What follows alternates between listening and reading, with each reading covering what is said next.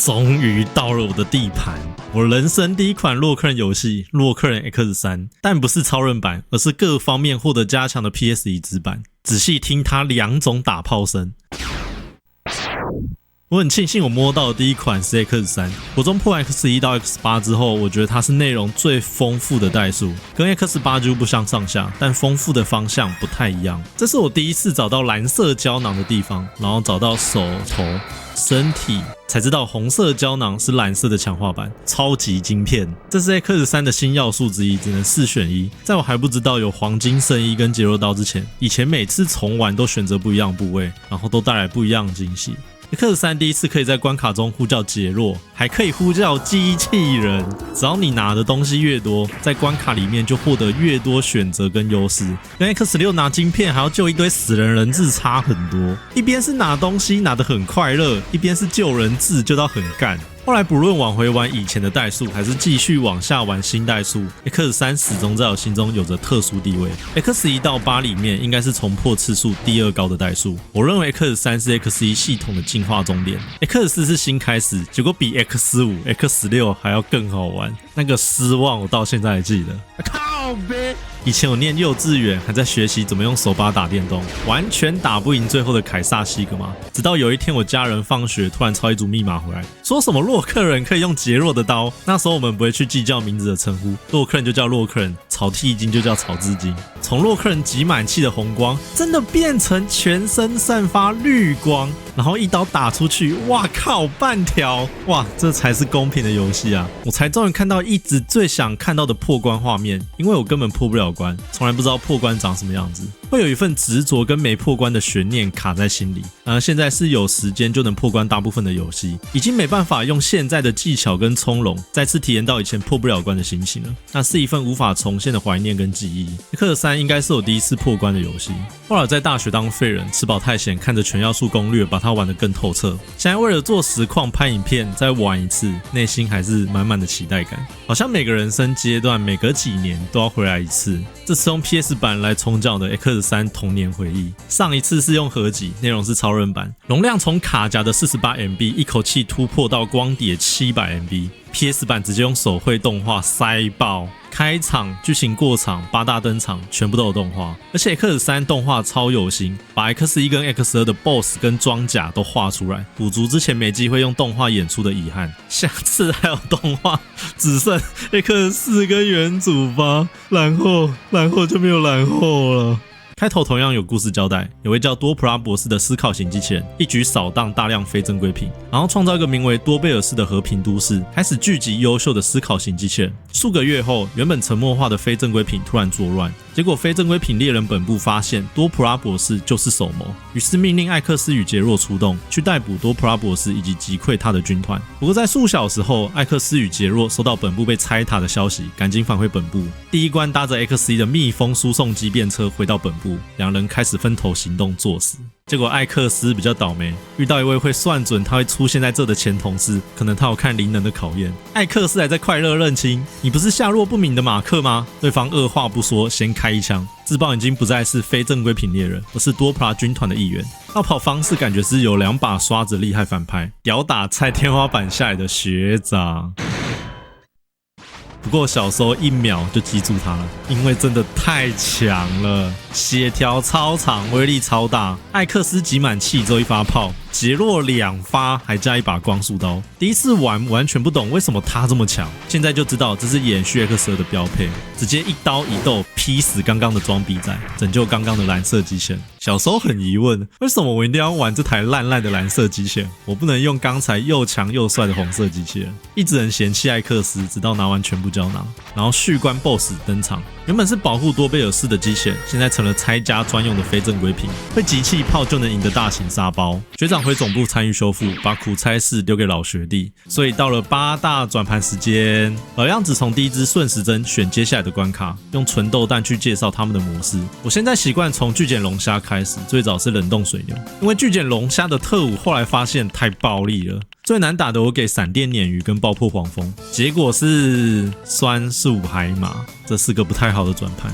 8大登场动画史上最长，但是会造成影片节奏太冗长，所以后面7只只剪最后几秒钟，这一只先给大家当个示范长度，到时再剪个完整版放在 Twitch 保存，避免影响 YouTube 的演算法。不过 PS3 的 X3 花了我4000块，现在是稀有二手片，上次买到有一片有问题的，当时很忙很晚才检查片子，错过退货时机，只好摸摸鼻子再买一片。现在从主机看到原生的播放动画，仿佛幼稚园的记忆都浮现出来，真的觉得4000也是值了。身为一位第4届走中奖1级玩家得奖组，当然叫学长出来死啊，不是，当然出来秀操作啊，对不对？如果死掉就打密码重来嘛，对不对？何必这么怕死？不过杰若死掉真的是超级严重的事情，因为牵扯到艾克斯能不能拿杰若的刀，只要一死掉就再也无法使用杰若，用整关重打换回杰若的命都值得。所以资深玩家都知道没事不要乱扣学长，因为都在笑想他的刀。另外杰若还有一个问题，就是任何东西都拿不到，强迫换人。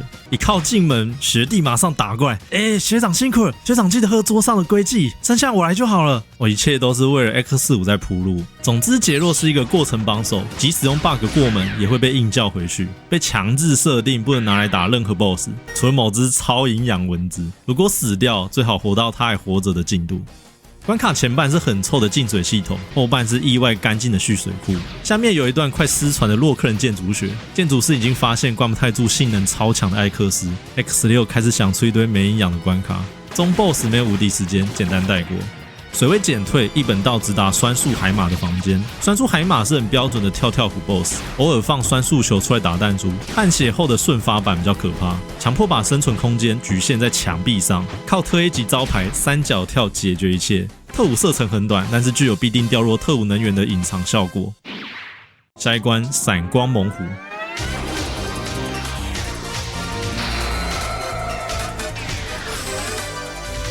这关背景很棒，大致分成6个渐层色，总是让我想到木栅动物园关门前的夕阳。结果现在才发现，这里还真的是动物园。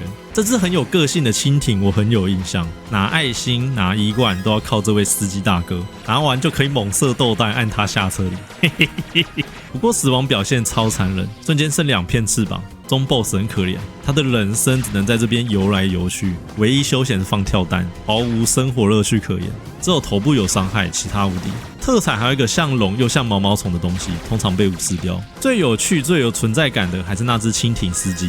小时候觉得闪光猛虎超强，射它被挡掉，从灯泡尾巴射出的闪光子弹又快又难躲，还要我边打它，这比国小数学考100分还难。现在反过来了，国小数学考100分比较难。现在会等它 DVD 逛街，还有子弹跳绳，闪光猛虎变成闪光猛虎。他的半血绝招是史上最拖台前的月讯 X5 8大逆袭协调，从橘色这一刻开始无敌，跳起来挥一下，再开始退色，整个4季都无敌，很难用极气炮精准打他没无敌的时间，很常拖台前连发，这次运气比较好，老虎死于 DVD 逛街。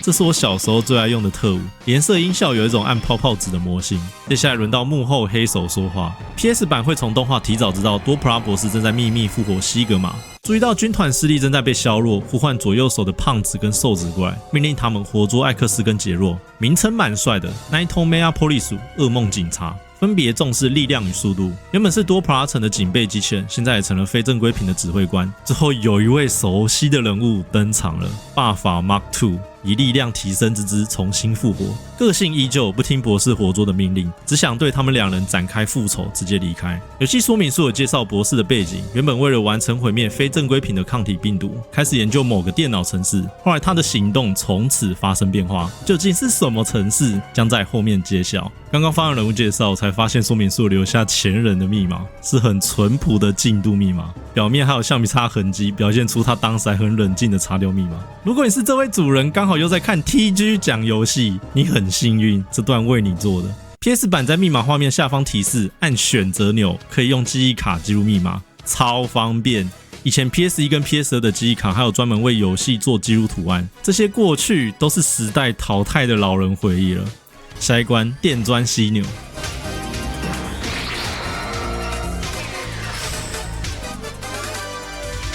场景从矿山外面进入内部，整关最靠腰的就是住在墙上的死无赖，与地形完美结合的零死角攻击，被打到一发直接爽上天啊！中 BOSS 超吵，根本公害噪音机。原本在超人版是安静到可以拿诺贝尔 ，PS 版弄成像国中屁孩骑着一台改过排气管的，一直在那边噗噗叫。不过造型是真的帅，一般用踩墙跳绳的方式去作业它，如果太早在墙上会变难。另一种攻击动作相当细节又难躲，后半也是很简单的基础战技训练，整关没有刁难的机关。X 系列至今都比较偏向用敌人配置去消血量，再加上艾克斯有很多强化装备跟道具，所以小时候我比较喜欢 X 系列。国小摸元祖8觉得超难，再后来走复古风也没有兴趣摸了，很难有契机回头去补以前的1到7。验砖犀牛整场就是一直冲来冲去，或是放个砖头又冲来冲去，偶尔就用假动作骗人。打法之后一直换边跳，没有别的好说。以前我都先打冷冻水牛，然后照特务顺序打酸树海马，再来这一只，开始靠砖头特务拿一堆东西，很爽。下一关巨剪龙虾。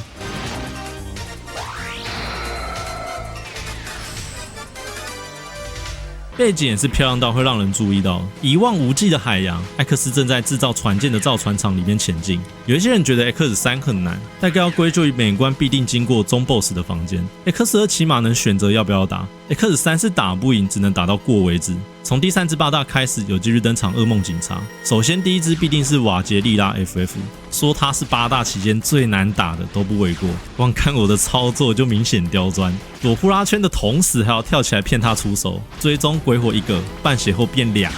我还记得我幼稚园是靠着砖头先去每一关拿爱心1罐胶囊，直到打赢瓦杰利拉 FF。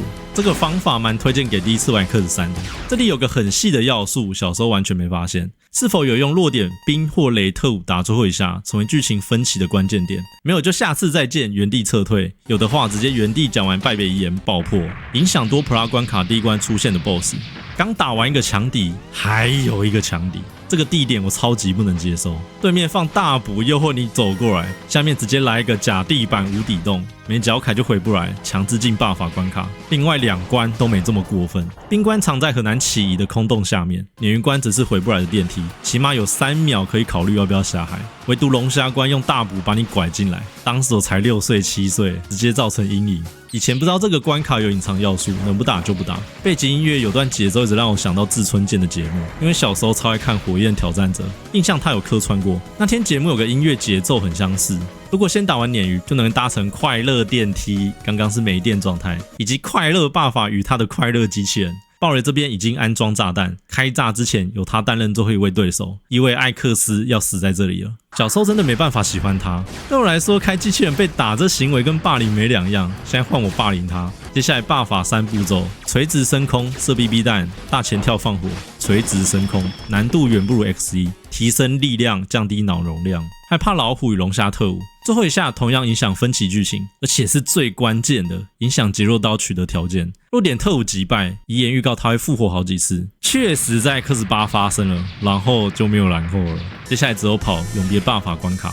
龙虾关卡背景变化很丰富，从造船厂进入船舰，然后进入内部，射爆一个中心柱，整个关卡换了90度的方向，可以想象成即将沉船前的垂直物理。X3 大概有6关的背景变化，带给我一种有在关卡中前进的感觉。这种优良跟特色大概保持到 X4 为止。仔细回想起来，这种关卡在 X5、6、7、8的比例很低，大多都是同个场景下做结构反复改变，关卡缺乏推进感与惊喜感。巨剪龙虾也是规律 BOSS， 发2片很像点心还是饼干的东西，不知道是什么，总之会强制落地，然后滑一步剪刀手，就这样从发点心重新循环一遍。半血之后有招月球漫步，超可怕，伤害4+6，总共10滴，感觉很像1秒被偷打好几拳的 bug。主帧检查看不出端倪，我就当作是闪电人出来偷打我1拳就消失了。规律很固定，属于 X3 一般程度的8大。特务拥有最强的威力，后来第1关都改打龙虾比较顺手。下一关闪电鲶鱼。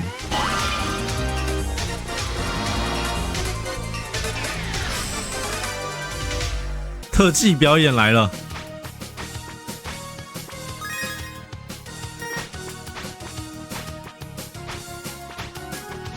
我从来没有让我师父丢锅里啊！这是双塔组成的地图，第一塔很多由下往上的路线，走到最高点有个联络桥，走到第二塔看得见外景。现在才发现结构其实跟地图显示的一样。第二塔开始比较多内部构造，没有强大的敌人跟技巧刁钻。闪电鲶鱼到现在我觉得还是很强的八大，全 X 系列我会放在前3的等级。空间小加上它体积大，飞扑到底加闪电球的轨道逼人放弃攻击，否则跟他用换的。半血之后的绝招超夸张，全程无敌加乱喷头皮屑，墙壁角落也会被喷到，试过了。身体两旁边的盾牌也是很厚，打掉也没有明显的作用，只能算准时间跳跃他身体，伤害缝隙大约只给2下，等于要躲这招很多次，相当难打。特伍斯 X3 公认最强的3角闪电，攻击键连打可以持续3轮的时间。下一关爆破黄蜂，登场画面超有威慑力，直接用卫星炮攻打地球。那为什么不直接轰飞正规猎人本部？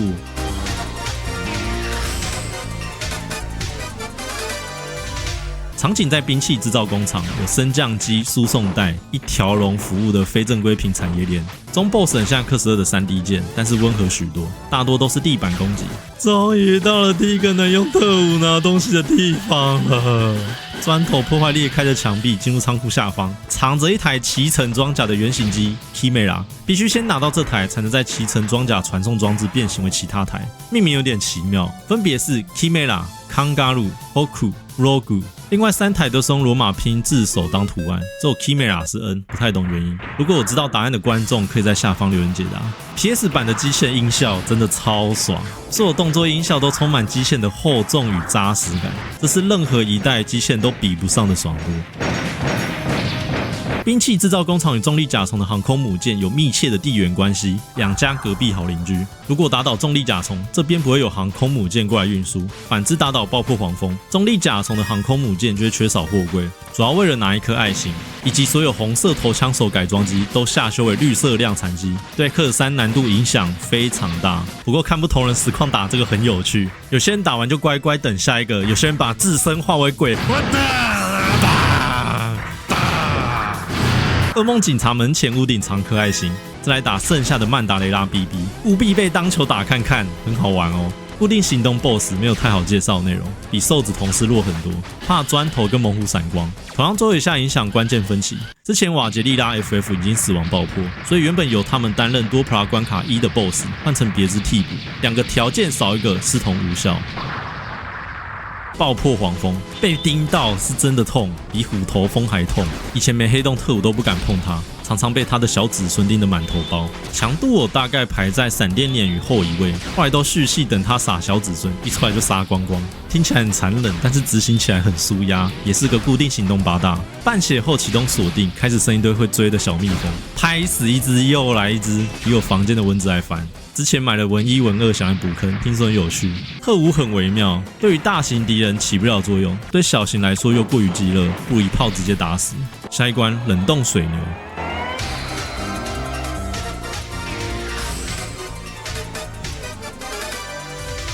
这里因为解决掉闪电鲶鱼，所以路灯恢复通电状态，对地下室影响比较大，多了照明灯，地板不会打滑。请在高速公路断尾地方发挥信仰。终于找到第一个胶囊，博士，我找你找的好苦啊，博士。对话跟上代一样，单纯介绍部位加强功能，没有剧情相关。X3 的往上冲我真的超爱，在某些地形非常实用。胶囊之前的1冠有个上喷教学，冷冻水牛第一印象是超像在打橄榄球，结果事实上是充满艺术气息的雕刻家。动画跟漫画都演出这个设定，还对镜头比赞。我就烂是上个世纪的落伍机器人在比的，不过感觉招式好像真的有点关系。送货跟丢冰球很像，而且场地空间超大，这里是滑雪场。半血大绝生好解，三角跳跟连打都轻松破解。它还有个 bug 触发非常简单，转头的瞬间跳起来就会变成1、2、3木头人，最可怜的八大没有之一。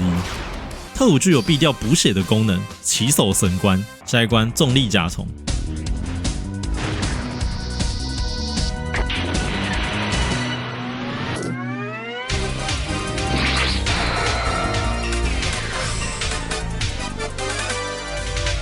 背景音乐神曲，超级好听。关卡起点的空港也是前所未见的美景，小时候最喜欢的关卡。背景用非常多又密集的闪烁灯号，还有导弹、飞弹去增加航空母舰区的代入感。上面又是美景，还有掠过的塔台，最后从内部窗户看到外面，场景布置也是相当好的关卡。重力甲虫的招牌弹珠球超可怕，从棒球变成篮球，如果被篮球打到头，那大概就这么痛。固定缝隙在它前面一点点的地方，其他都废招。顺带一提，它是 X1 机器忍者的弟弟。特务是少数的全画面攻击，很吃敌人种类，有些无效。之前打倒被多普拉博士控制的八大，从他们身上取出记忆晶片，并且解析，发现多普拉博士正在收集思考型机器人的特殊能力，似乎用来制造最强的战斗专用机器人的身体，但并非为他自己，而是某个人。左边2位灵光一闪，直接想到西格玛，确认到多普拉秘密研究所的地点，准备进攻。不过老样子，先拿完所有东西再说。照正常顺序，下一个是老虎关的手。X3 强化手炮，小时候很爱，长大才知道烂到出名的传奇。X 系列全代数唯一一个公认拿了会提高难度的装备。之前在游戏酒馆的洛克人马拉松发生一件趣事，每位玩家要接力完成洛克人，有人提议拿手炮。这在 X 系列是很好很正常的讨论，但是在 X3 却充满混沌邪恶。最后民主投票决定拿手炮，现场直接轰动。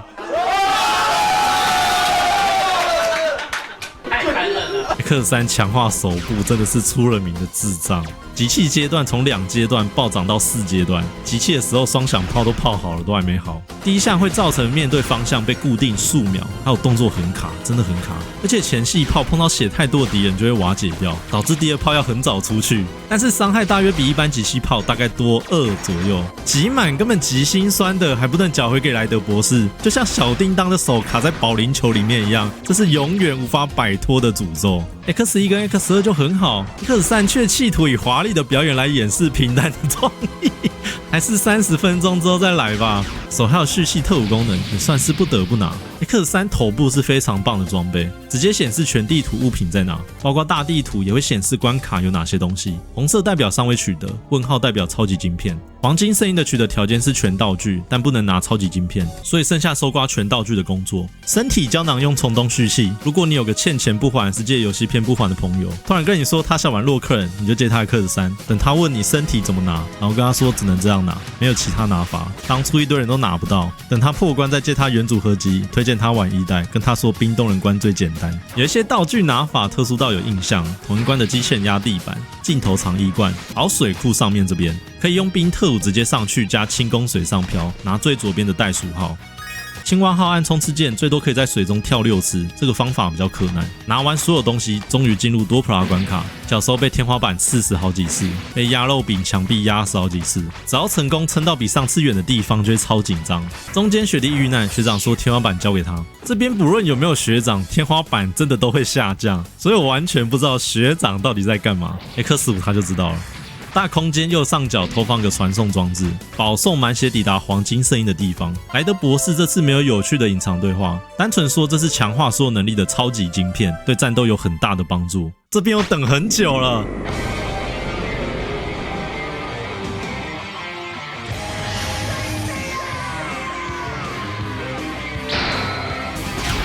好了，再播就黄标了。头部对大号小号超级有帮助，放置一段时间会自动补血，放赛回来衣罐都满了。手部多一个特务条，能直接打出集气炮，脚部能任意空冲2次，身体防护罩变红色，防力再2倍，强度仅次于 X8 自搭配装甲，非常强。最后这个神秘大空间受到噩梦警察影响，如果之前2只都有爆炸，门会长在上面，如果没有，门杆在下面。先来看他们活着的样子，我很喜欢这2只合体，因为真的太帅了。名字叫神夜机器 O 道合，头部形状明显与狐狸有关，但强度就不如预期了。剑气跟飞行手都非常好躲，剑气靠很单纯的冲刺，飞行手只有第一下狠追，第2下抓不到他旁边，但是15声被飞行手抓到，哇，直接高潮。跑到屁股还有惩罚攻击，故意做一个非常痛又非常难躲的追踪弹，把你从屁眼赶出来。不过这边设计有点奇妙，这只很强很帅的很好打，另一台丑不拉几的垃圾压缩机，干难打到靠背，真心不骗，这台真的难打。神夜机体强度我给3，这台我能给到8，比闪电鲶鱼还强，我给7。只有小小的头部有受击框，前面喷洒毒液的鼻子负责挡掉击气泡，下面跟上面也有攻击，所以攻击是来自四面八方的弹幕。先打掉鼻子也不是好方法，下面的安全区域直接被消灭，只能寄生在左边墙壁。然而上面又会掉出超大颗的垃圾，专门扑杀左边墙壁的寄生虫。怕砖头特务纯豆弹挑战打得很柯南。多普拉关卡2有关卡变化，先来看霸法死掉的版本，关卡原本的模样长什么样子。小兵配置超级难，当初树生打这边碰到这台红色直接大叫干。然后有水区，过完水区就要特别注意了，这边多一个关键中 boss， 一定要叫学长出来打蚊子，一刀直接劈死。然后杰洛就像是受到灵能的操控，等蚊子慢慢飘过来自爆。艾克斯终于等到这一天了，他出头天了。杰洛说他的动力炉受伤了，必须找凯恩博士修理。接下来可能还有强敌，拜托艾克斯拿走他的光剑，去摧毁多普拉的计划。大雪照着攻略做一遍，才知道艾克斯的光束刀是这样来的。这是唯一散杰洛可以进来的魔王们。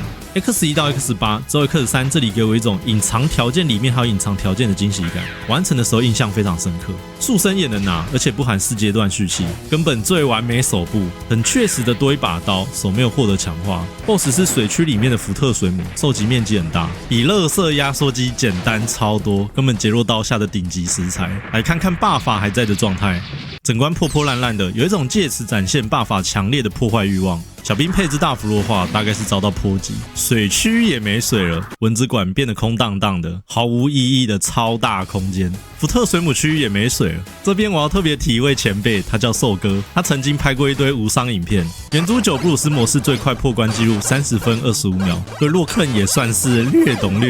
他说霸法把这关的水都喝光了，所以才会没水，我相信他的说法。总之这2个地方都会让人起疑，脑补是不是有另一条路线？如果脑洞够大，是蛮有机会发现杰洛刀。霸法又开出一台全新机器人棕熊号，武装超丰富，有集气炮，能放这几排不知道什么怪东西，还有标配的冲刺攻击。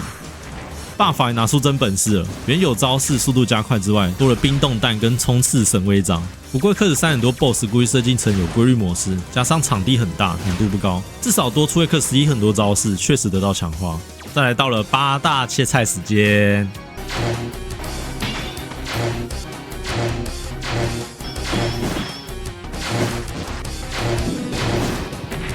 另外追加欢乐特务时间，不然特务蓄力没什么机会看见，蛮可惜。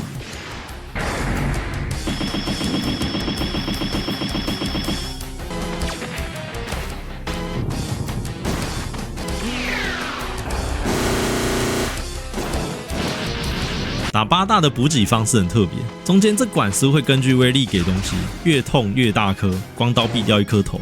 最后给多普拉博士一点表现机会，发球跟老汉推车，攻击模式跟他制造的瓦杰利拉很像。最炸的是有个吸收能量的电磁披风，攻击他的时候才会秀出来，所以只好等他出手再出刀。多普拉博士因为之前研究西格玛的电脑程式，为了制造疫苗，反过来遭到病毒的洗脑，现在清醒了，替他制造战斗专用的强大身体，藏在地下室的机库里，拜托艾克斯去阻止他。如果杰洛还活着，杰洛又把苦差事交给学弟，叫他去打西格玛，自己去破坏动力炉 X5 你就知道了。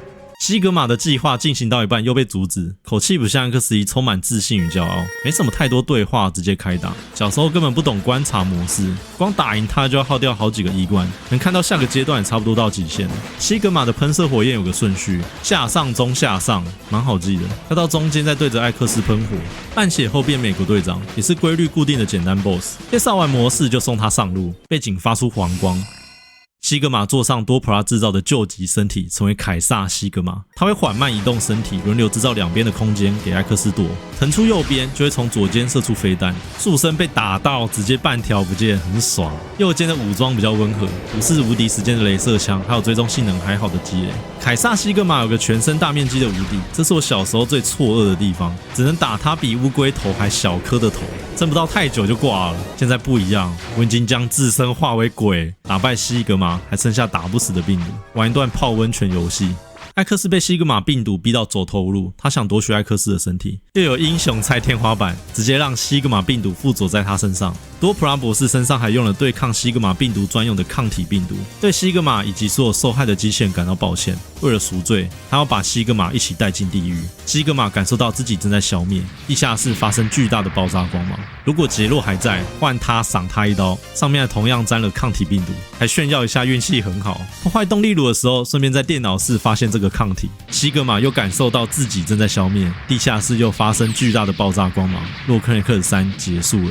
这次没有说太多漫画，是因为原创内容比例蛮高的，与游戏共鸣有点少，决定统一放在最后一起讲。多普拉博士跟凯恩博士有非常多的戏份，凯恩博士终于给我一种他是很关心下属的老头，而不是像游戏中每次只给短短几句。破 X1 到 X3，我对他还是很陌生。多普拉博士多了很多过去的故事演出，这两位的故事让我看得蛮融入的。进城瓦杰利拉跟曼达雷拉吊打艾克斯与杰洛，可以让杰洛退场。瓦杰利拉打艾克斯来送他一句圣诞快乐。八大剧情改得超神，这次只有少数1-2位被击破，剩下的为了报答救命之恩，他们回老巢打倒非正规品，取得艾克斯的全身强化晶片给漫画版女主角马蒂帮忙转交，这次她也穿得很拼啊。艾克斯一口气逆转噩梦警察，多普拉博士也提早退场。剧情利用多普拉博士之死，把艾克斯过于善良的心化为鬼，抱着以死跟送死的心去决战。有感觉这次的故事刻画比较悲壮，所以第4本漫画只剩巴法跟西格玛还没打。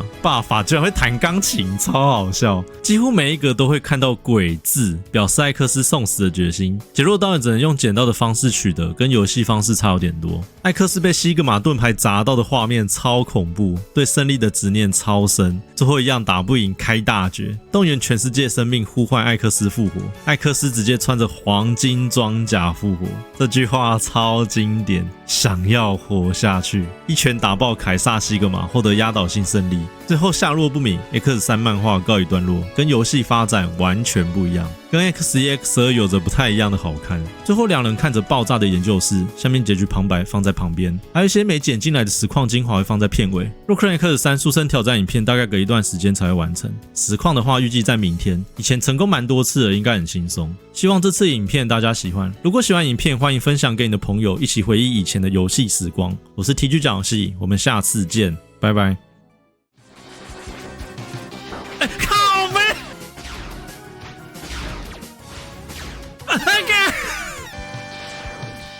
靠北！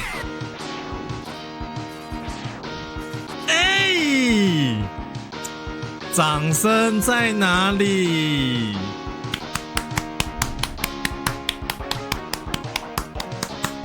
掌声好不好？掌声在哪里？掌声在这里。